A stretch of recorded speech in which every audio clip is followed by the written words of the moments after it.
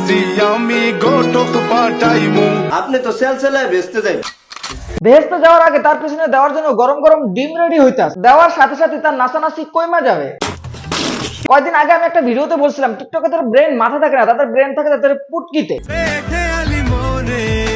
টিকটকের pencil Mamun Saudi আরব গেছে ওমরা হজ করতে। ওমরা হজ করার জন্য গেল, সে কিন্তু সেখানে দেয়া পাগলামি করতেছে। ওই দেখেন ওই অপদার্থ কি করে দেখছেন ভাই অনেক তো নাচানাচি করলি, এবার একটু থাম। ওমরা করার পর সবকিছু বাদ দিয়ে দিছি, এখন শুধু লাইলার বয়স, সৌদি আরব যা টয়লেট পরিষ্কার করবি। গজব বেজতি। পেন্সিল মামুনের মাত্রামি দেখলে মনে হয় সৌদি আরব যাইয়া সে মেয়াদিত্ব না কিছু খাইছে। বাংলাদেশে মেয়াদিত্ব না গাঁজা পাওয়া যায় এটা জানি, বাট সৌদি আরব যে মেয়াদিত্ব না গাঁজা পাওয়া যায় এটা তো জানতাম না। টিকটকের পেন্সিল মামুন যখন সৌদি আরব গেছে হজ করতে, তখন লায়লা খালা তার বিরুদ্ধে একটা অভিযোগ করছিল। ধর্মীয় অনুভূতির খুব সেনসিটিভ জায়গা হচ্ছে হজ, উমরা, রোজা এবং সৌদি আরব জায়গাটা। তো উনি, আমার মনে হয় উনি খুব সুচতুর ভাবে ওই কান্ট্রিটাই বেছে নিয়েছে। এখন থেকে লায়লা খালার কথা পুরোপুরি সত্য। সে হজের নাম করে লায়লা খালার মামলা থেকে বাঁচার জন্য সৌদি আরব যা সে টিকটক বানাইতেছে।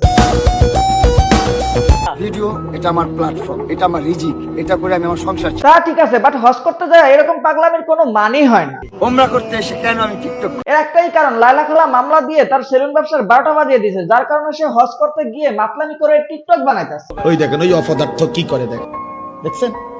মায়ের বয়সী লায়লাকে তুমি কষ্ট দিছো, এখন তোমার পতন শুরু।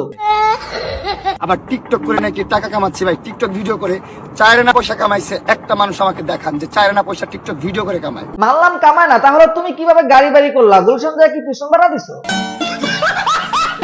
প্রবাসী ভাইয়েরা বহু দূরে থাকায় দীর্ঘদিন যারা যন্ত্রণা আছে, দেখেন তাকে দিয়ে আপনাদের যন্ত্রণা কিছুটা কমানো যায় কিনা।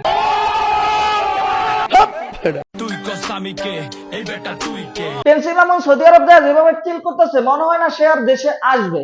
তবে দেখবো এই ব্যাপারে লায়লা খালা আমাদের রিয়াকশনটা কি। ও যেদিন ওর পা ধরে পা না ধরলো, হাত ধরে মাপ করে যদি সে মাপ চেয়ে যদি বলে আমাকে মাপ করে দাও, আর ও যদি একবার হ্যাঁ মাপ করে দেয়, ওর এখানে একটা ওমরা হয়ে যাবে। একজন মানুষের কাছে মায়ের দিকে যদি কেউ মায়ের নজরে তাকায়, তার ওমরা হয়ে যায়। লায়লা তার মায়ের মতো ছেলের দেশের বাইরে, তাই মায়ের মনটা ভীষণ খারাপ। মায়ের চেয়েও বেশি দায়িত্ব পালন করছে তার। টুনটুনিওয়ালা বাড়ির কথা শুনছেন, লায়লা যদি মামুনের মা হয় তাহলে মা ছেলেকে ধর্ষণ মামলা দেয় কিভাবে? মায়ের চেয়েও বেশি দায়িত্ব পালন করছে তার। মালিক ওই কি মাথা কি গ্যাস্ট্রিক আছে? ওর শুধু গ্যাস্ট্রিকের সমস্যা না, ওর সমস্যা আরো বড় ধরনের।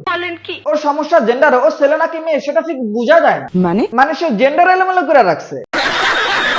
টিকটকারদের জ্বালা এখন সোশ্যাল মিডিয়ায় ঢোকা যায় না, একদিকে মামুনের পাগলামি, আরেকদিকে লায়লাদের পাগলামি। আমি দুঃখে মইরা যাই। রিসেন্টলি আইডি রিচ অনেক ডাউন, সবাই লাইক, কমেন্ট এবং শেয়ার করে দিবেন। আর যারা ভিডিওটি দেখার পর ফলো, সাবস্ক্রাইব করো না, তাদের কপালে যেন কোনোদিন গার্লফ্রেন্ডই জুড়ে না।